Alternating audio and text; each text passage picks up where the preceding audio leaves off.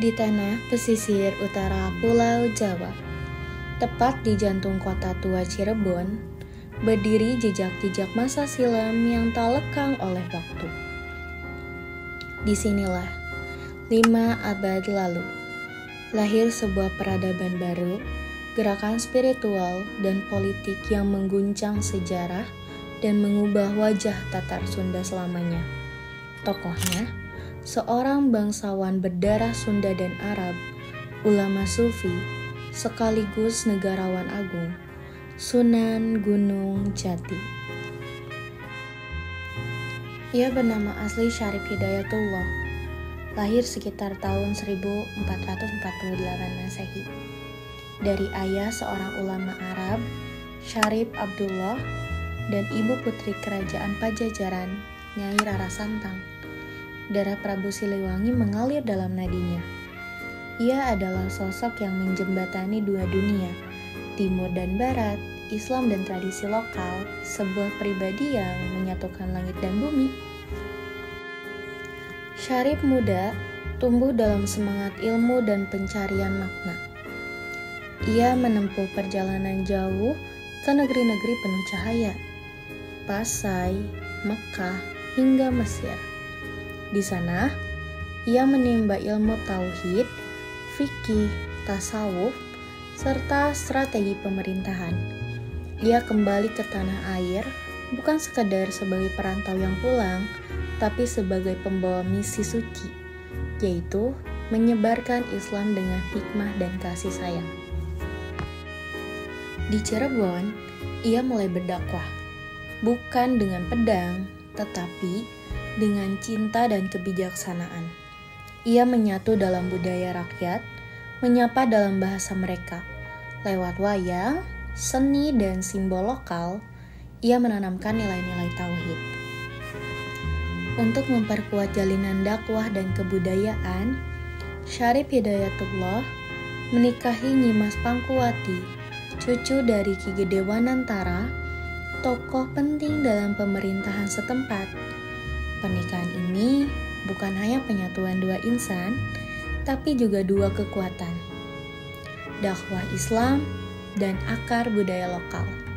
Dari sini, lahirlah Kesultanan Cirebon yang kental dengan nuansa tradisi dan spiritualitas. Dalam perjalanannya ke negeri Tiongkok, ia menjalin ikatan suci dengan Putri Ong Tien, seorang bangsawan dari dinasti Ming. Pernikahan ini menjadi jembatan peradaban antara dua bangsa dan dua nilai luhur, Islam dan Konfusianisme. Ong Tien memeluk Islam dan bersama Sunan Gunung Jati, ia menjadi simbol dialog lintas budaya dalam damai dan saling menghormati. Sunan Gunung Jati tak hanya membawa ajaran agama, tapi juga meletakkan dasar hukum Islam yang kontekstual dan sosiologis. Ia memahami bahwa hukum tak bisa dipaksakan sebagai teks mati, melainkan harus hidup dalam kesadaran dan budaya masyarakat. Ia menyerap nilai-nilai hukum adat, lalu mengharmonikannya dengan prinsip-prinsip syariah. Di bawah kepemimpinannya, hukum menjadi alat rekonsiliasi sosial, bukan pemecah. Ia membangun sistem musyawarah, memadukan kearifan lokal dengan norma-norma Islam. Dalam menyelesaikan sengketa, pendekatannya lebih banyak mengedepankan restoratif, bukan hukum keras. Keputusan diambil secara kolektif, berbasis etika dan keadilan sosial. Ia menghidupkan nilai egaliter dalam hukum, di mana pemimpin tak berada di atas hukum dan rakyat dilibatkan dalam proses penegakan keadilan. Ia mempromosikan hak perempuan, melibatkan tokoh adat, dan agama lintas golongan. Konsep hukum yang dibangunnya bukan sekedar peraturan, tapi refleksi nilai spiritual dan solidaritas sosial. Tahun 1482 Masehi menjadi tonggak sejarah.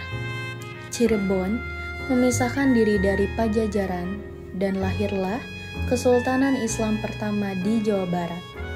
Syarif Hidayatullah diangkat menjadi sultan, bergelar Sunan Gunung Jati. Ia tak hanya mengajarkan Islam, tetapi membangun sistem pemerintahan yang adil, berlandaskan tauhid, hukum yang berjiwa sosial, dan nilai-nilai luhur. Dari Cirebon, cahaya dakwah menjalar ke pelosok, Indramayu, Kuningan, Banten, hingga Sumedang. Putranya, Maulana Hasanuddin, mendirikan Kesultanan Banten bersama Kesultanan Demak dan para wali lainnya. Sunan Gunung Jati menjadi pilar kokoh penyebaran Islam di tanah air pelita yang menuntun jiwa-jiwa menuju Nur Ilahi. Sunan Gunung Jati wafat pada tahun 1568 Masehi dalam usia lanjut. Ia dimakamkan di Gunung Sembung, Cirebon, di sebuah kompleks yang kini menjadi situs ziarah nasional, tempat orang-orang datang bukan hanya mengenang, tapi juga menyerap keteladanan. Warisan utamanya adalah terbentuknya Kesultanan Islam di Cirebon dan Banten, model penyebaran Islam yang damai dan merakyat, pelestarian seni dan budaya lokal dalam balutan nilai-nilai Islam, diplomasi spiritual lintas budaya melalui 2 pernikahan penting dengan Nyi Mas Pangkuati dan Putri Ongtien, serta sistem hukum Islam yang bersifat sosiologis, adaptif, dan berpihak pada keadilan sosial. Ia bukan sekedar seorang wali, ia adalah arsitek kebudayaan, pemimpin bijak, dan penjaga warisan rohani. Ia adalah jembatan sejarah yang membawa Islam meresap dalam jiwa tanah Sunda. Sunan Gunung Jati, cahaya yang tak pernah padam di ufuk barat Pulau Jawa. Namanya abadi dalam zikir zaman.